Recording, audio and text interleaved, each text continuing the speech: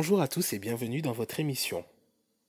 Dans le cadre de la Semaine mondiale de l'allaitement maternel, nous recevons par téléphone Madame Chiraldini, conseillère en lactation, ainsi que sage-femme.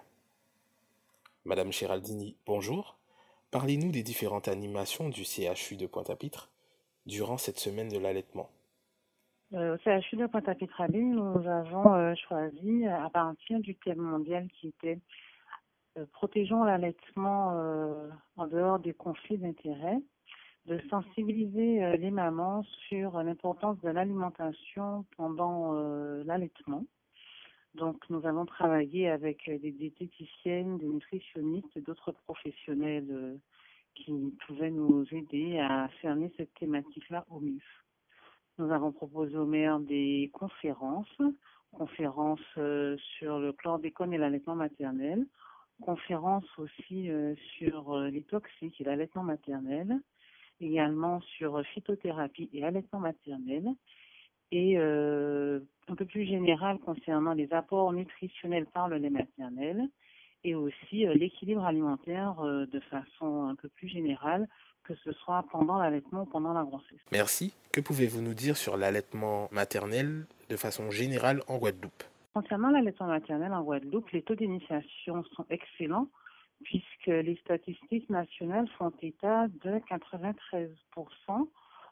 Ça, ce sont les chiffres de 2014 concernant l'initiation à l'allaitement maternel. Donc, ça signifie que plus de 9 mères sur 10 proposent le sein à leur enfant en maternité ou même chez les enfants prématurés. De façon un peu plus précise, je me suis moi-même penchée sur la question des pratiques en maternité. Et là, 98% des mères dont les enfants sont hospitalisés avec elles en maternité allaitent. Par contre, 75% des mères, et ce sont des chiffres de 2015, proposent un complément. Sauf que lorsqu'on observe les recommandations nationales et aussi les recommandations internationales qui émanent de l'Organisation mondiale de la santé, ce qui est préconisé, c'est l'allaitement maternel exclusif pendant au moins les 6 premiers mois de vie. Donc, ce qui pose problème principalement en Guadeloupe, c'est cet apport de compléments très, très présent dans nos pratiques. Et c'est là-dessus que nous avons plus particulièrement à travailler, en expliquant bien à la population que le lait maternel contient absolument tout ce dont l'enfant a besoin, sauf raison médicale précise. Et en réalité, ça reste une minorité de cas. Merci.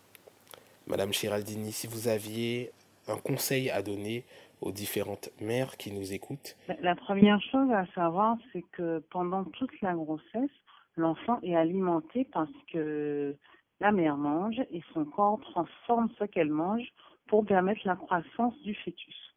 Donc, à la naissance, lorsque la mère mange, son corps est totalement capable de transformer ce qu'elle mange pour le mettre à disposition du nouveau-né à travers son lait. Donc, l'allaitement maternel, c'est la suite de la grossesse, c'est ce qui va permettre au mieux le développement du nouveau-né.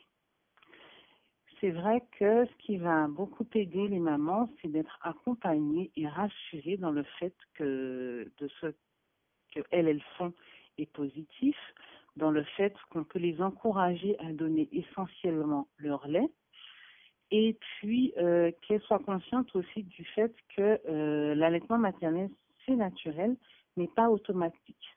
Elles peuvent rencontrer certaines difficultés.